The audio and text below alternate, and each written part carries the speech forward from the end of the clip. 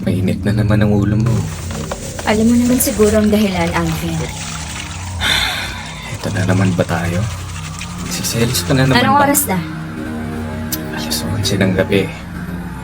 Paula, pasensya na kung late na naman ako. Puro na lang pasensya. Palagi ka na lang umuwi ng gabi. Saan ka ba nagpupunta, ha? Sino kasama mo? Okay, aaminin ko. Kumimik lang ako kasama ng mga kaibigan. Sinungaling! Alam kong magkasama kayo ni Kelly. Anong sabi mo? Ito, ipapakita ko sa iyong ebidensya. Ang mama mo ang nagpadala ng mga litrato? Ibig sabihin, nandun siya sa coffee shop. So, nandito na pala sa California ang ex-wife mo. So, ano meron sa'yo tang sweet yung dalawa, ha? Huwag kang mag-isip na masama sa akin. Kaibigan na lang kami ni Kelly. Pero ibang sinasabi ni Mama nung nakita niya kayo. Ang sweet-sweet nyo raw dalawa, na para bang may relasyon kayo. Alam mo naman hindi ko kasundo si Nanay Berta, kaya syempre sisiraan niya ako sa'yo para magkahiwalay tayong dalawa. Hindi alam ni Mama ang tungkol sa nakaraan mo. Alam niya, binata ka nung naging tayo at alam niyang kasal tayong dalawa.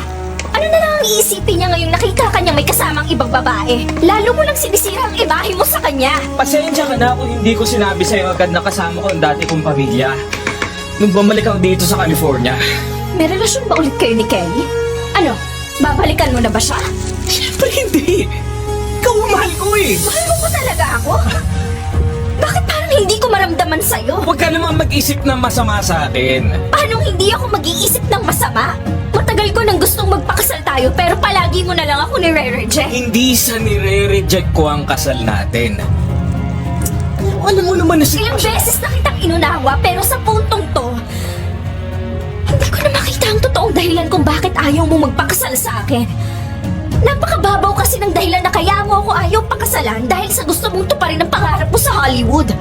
Marami namang sumikat na artista kahit na may asawa na sila. Paula. Sige Alvin, sabihin mo sa akin. Ano pa bang dahilan bakit ayaw mo akong pakasalan? Hindi pa ako handang magpatali sa'yo.